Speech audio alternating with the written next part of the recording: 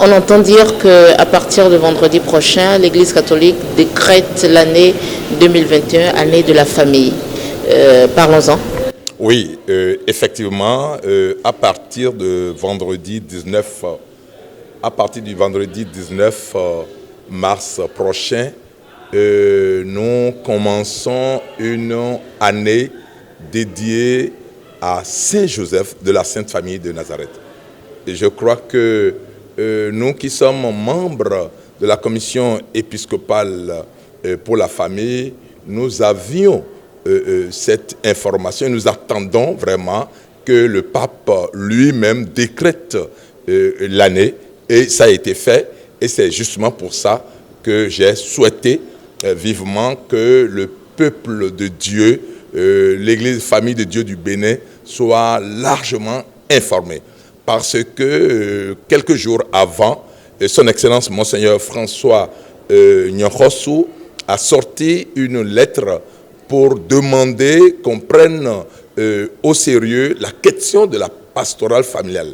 J'ai la note avec moi ici, où l'évêque nous disait ceci: bien-aimés chers pères, vous n'êtes pas sans savoir les attaques dont la famille fait l'objet et le combat acharné que les grands de ce monde mènent contre la famille. Autrement dit, la famille est menacée de disparition et de destruction.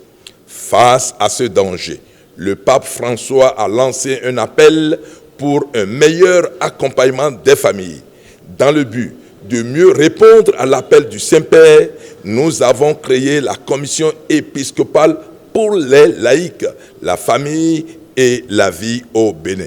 Dans la même perspective, je vous exhorte à accorder une attention particulière à la figure de Saint Joseph, gardien des trésors de la famille chrétienne, que le Saint-Père nous a invités à contempler dans la période allant du 8 décembre 2020 au 8 décembre 2021. Vivement que le 19 mars prochain, en la solennité de Saint Joseph, époux de la Vierge Marie, soit marquée de façon exceptionnelle dans tous les diocèses de notre pays. Avec le même élan, je vous invite à aider vos agents pastoraux à inciter les familles à une plus grande prise de conscience des valeurs fondamentales de la famille chrétienne. Veuillez mettre un accent particulier sur la vulgarisation et l'appropriation du contenu de l'exhortation post-synodale Amoris Laetitia du pape François. Autrement dit, le pape François veut que, depuis déjà le 8 décembre 2020 jusqu'au 8 décembre 2021, nous vivions Saint Joseph. Nous cherchions à découvrir et à connaître sérieusement ce saint, chaste époux de la Vierge Marie, père et protecteur des familles. Et dans le même temps, le pape choisit le vendredi 19 mars, jour d'incidence de la solennité de la célébration de Saint Joseph, pour lancer une année dédiée à Saint Joseph. C'est formidable. Et nous sentons interpellés. Nous qui sommes dans cette commission épiscopale pour la famille, nous qui sommes des agents pastoraux, nous disons que nous devons nous réveiller, que toutes les structures travaillant dans le champ de la personne humaine, du mariage et de la famille, se lèvent pour prendre en compte vraiment ce mot d'ordre de sa sainteté, le pape François.